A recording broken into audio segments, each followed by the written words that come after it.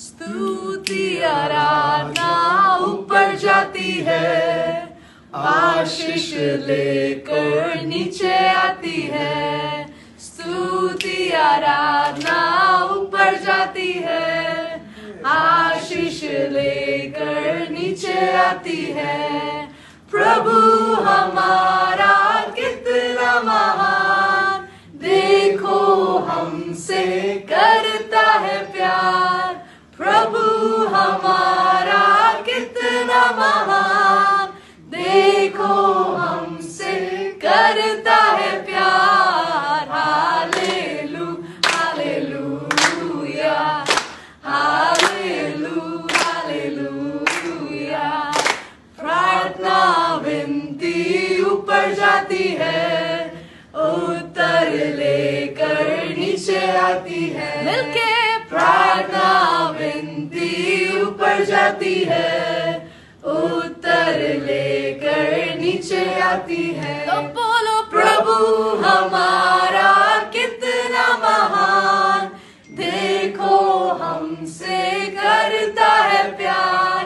प्रभु हमारा कितना महान, देखो हमसे करता है प्यार। हालेलू हालेलूया। क्या हमारे साथ है? हालेलू हालेलूया, आमेन। हालेलू हालेलूया।